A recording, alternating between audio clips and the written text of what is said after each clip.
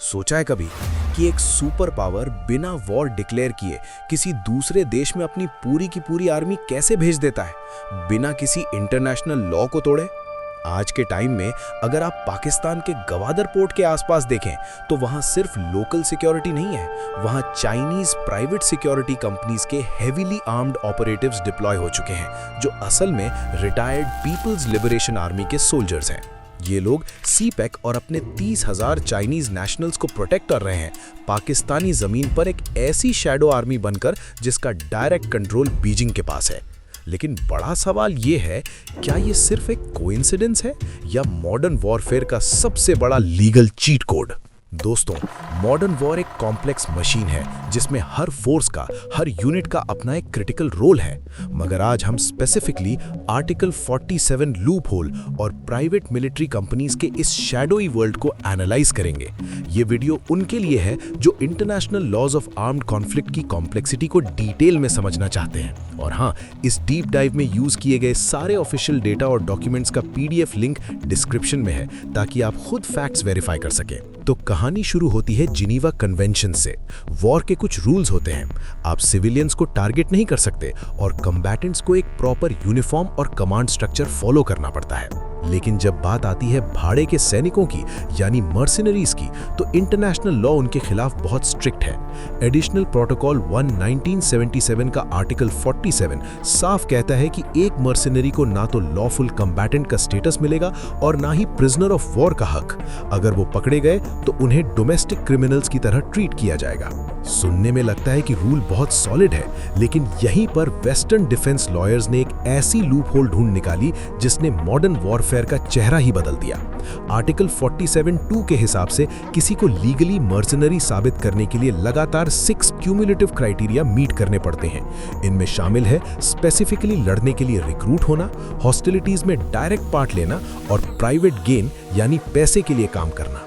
अब common sense कहती है कि वॉर में लूप होल्स ऐसे नहीं छूटने चाहिए, लेकिन यहाँ कैच ये है कि अगर एक भी क्राइटेरियन मिस हो गया तो वो मर्सिनरी लीगली मर्सिनरी नहीं रहता, वो बन जाता है एक सिविलियन कॉन्ट्रैक्टर। PMCs जैसे ब्लैक वाटर, अब कंस्टेलिस या एकेडमी अपने कॉन्ट्रैक्ट्स इस तरह ड्राफ्ट करते हैं कि उनके लोग लीगली लॉजिस्टिक्स पर्सनल, एडवाइजर्स या साइट सिक्योरिटी कहलाए जाते हैं। उनका कॉन्ट्रैक्ट कहता है कि वो डायरेक्ट कॉम्बैट में नहीं है, भले ही वो फ्रंट लाइंस पर क्यों ना खड़े हों।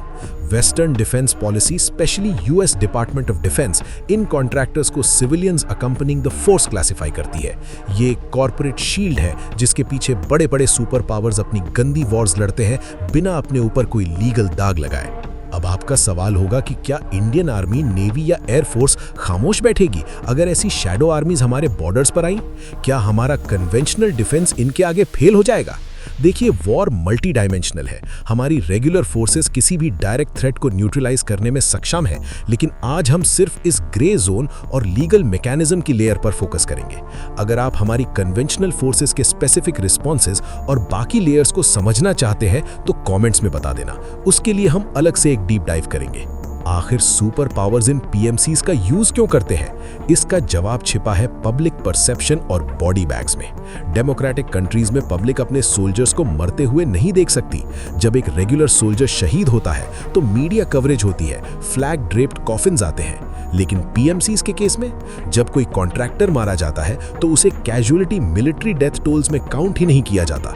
उसे एक प्राइवेट वर्कप्लेस फैटेलिटी की तरह DBA यानी डिफेंस बेस एक्ट के अंडर प्रोसेस कर दिया जाता है। This gives governments plausible deniability. वो बिना डोमेस्टिक बैकलैश के हाई इंटेंसिटी कॉन्फ्लिक्ट जोन्स में ऑपरेशंस सस्टेन कर सकते हैं। इसका सबसे खौफनाक एग्जाम्पल था 2007 का निसौर स्क्वायर मैसेकर, जब ब्लैक वाटर के गार्ड्स ने बगदाद में सिविलियंस पर फायरिंग की। Black water guards US state department के कॉन्ट्रैक्टर्स थे, डिपार्टमेंट ऑफ डिफेंस के नहीं। इसलिए डिफेंस लॉयर्स ने आर्ग्यूमेंट दिया कि US कोर्ट्स के पास उन्हें प्रोसिक्यूट करने का जुरिस्डिक्शन ही नहीं है अंडर MEJ। ऊपर से इराकी लॉस से उन्हें ऑलरेडी एब्सोल्यूट इम्यूनिटी मिली हुई थी CPA ऑर्डर 17 के अंडर। ये था डुअल चेन ऑफ कमांड और सॉवरेन इम्यूनिटी का मिसयूज, जहां कॉर्पोरेट एंटिटीज बिना किसी अकाउंटेबिलिटी के वॉर जोन्स में घूम रही थी। इस कॉर्पोरेट ब्लड लिस्ट को अगर हम अपनी हिस्ट्री से कंपेयर करें तो हमें डिफरेंट समझ आता है। 1971 की वॉर को याद कीजिए। मुक्ति बाहिनी को अक्सर वेस्टर्न मीडिया रेबल्स बोलती थी, लेकिन मुक्ति बाहिनी कोई मर्सिनरी फोर्स नहीं थी जो प्राइवेट गेन या पैसे के लिए लड़ रही थी। उनका मोटिवेशन नेशनल लिबरेशन था। और सबसे बड़ी बात, नवंबर 1971 तक उन्हें इंडियन आर्मी के साथ एक जॉइंट कमांड मित्रों बाहिनी में इंटीग्रेट कर दिया गया था। वो थर्ड जिनीवा कन्वेंशन के अंडर लॉफुल कम्बैटेंट्स थे जिन्हें POW स्टेटस का पूरा हक था।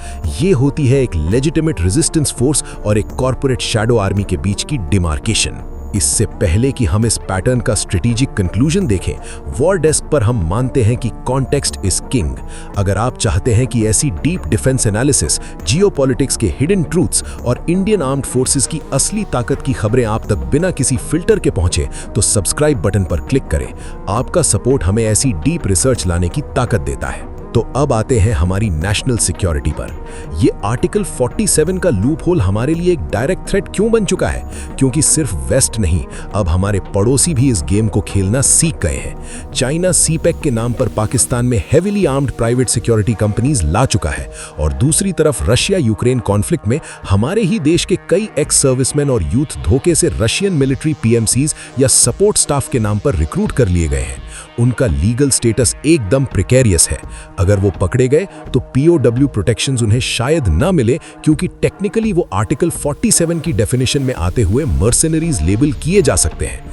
Indian government, prime minister Modi और MEA ने एग्रेसिवली मॉस्को पर प्रेशर बनाया है इन सभी इंडियंस की वापसी के लिए। लेकिन इंडिया इस ग्लोबल प्रॉब्लम को ग्लोबली कैसे टैकल कर रहा है?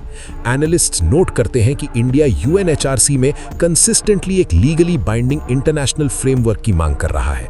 वेस्टर्न कंट्रीज चाहती हैं कि सिर्फ मॉन्ट्रियोस डॉक्यूमेंट चलता रहे, जो कि एक voluntary non binding soft law है, 2008 में साइन हुआ था, जिसमें स्टेट्स के लिए सिर्फ गुड प्रैक्टिसेस हैं। लेकिन इंडिया का क्लियर स्टैंड है कि ये वॉलंटरी गाइडलाइंस काफी नहीं है। हम डिमांड कर रहे हैं कि एक नया ट्रीटी आए जिसमें स्टेट रिस्पॉन्सिबिलिटी फिक्स हो, ताकि इन कॉर्पोरेट आर्मीज के पीछे छुपने की आदत बंद हो। इंडिया ने इंटरनली ऑलरेडी पसारा 2005 यानी प्राइवेट सिक्योरिटी एजेंसीज एक्ट लागू करके रखा है, जो इंडिविजुअल अकाउंटेबिलिटी एंश्योर करता है। लेकिन सिर्फ डिप्लोमेसी से वॉर नहीं जीती जाती। जब दुश्मन ग्रे जोन टैक्टिक्स यूज करता है, जहां PMC और स्टेट आर्मी के बीच का फर्क मिटा दिया जाता है, वहां हमारा DRDO और इंडियन आर्मी आगे आती है। हमारे मिलिट्री प्लानर्स ने मल्टी डोमेन ऑपरेशंस यानी MDO डॉक्ट्रिन लॉन्च किया है अगस्त 2025 में। इसका प्राइमरी गोल यही है कि एनिमी की इस प्लॉजिबल डिनायबिलिटी को छीन लिया जाए। अगर दुश्मन बिना यूनिफॉर्म के प्रॉक्सीज या PMCs भेजे, तो हम उन्हें ट्रेडिशनल तरीके से नहीं बल्कि मशीन स्पीड पर डिटेक्ट और न्यूट्रलाइज करेंगे। DRDO ने IDD एंड IS यानी integrated drone detection and interdiction system और BOSS यानी बॉर्डर सर्वेलेंस सिस्टम जैसे ऑटोनमस और AI ड्रिवन सिस्टम्स बॉर्डर्स पर लगाए हैं। मई 2025 के ऑपरेशन सिंदूर में हमारी फोर्सेज ने इन्हीं इंडिजिनस टेक्नोलॉजीज जैसे D4 एंटी ड्रोन सिस्टम का यूज करके क्रॉस बॉर्डर कैंप्स पर प्रिसाइज कैलिब्रेटेड स्ट्राइक्स किए। हमने दुश्मन के प्रॉक्सी शील्ड को तोड़ कर रख दिया। इसके अलावा प्रोजेक्ट जोरावर के लाइट टैंक्स और भैरव जैसे अनमैन्ड यूनिट्स ये इंश्योर करते हैं कि हाई ऑल्टीट्यूड में भी कोई कॉर्पोरेट आर्मी हमारी टेरिटरी में घुसने का सपना न देखे। दोस्तों, आने वाले वक्त में वॉर सिर्फ कन्वेंशनल आर्मीज नहीं लड़ेंगी।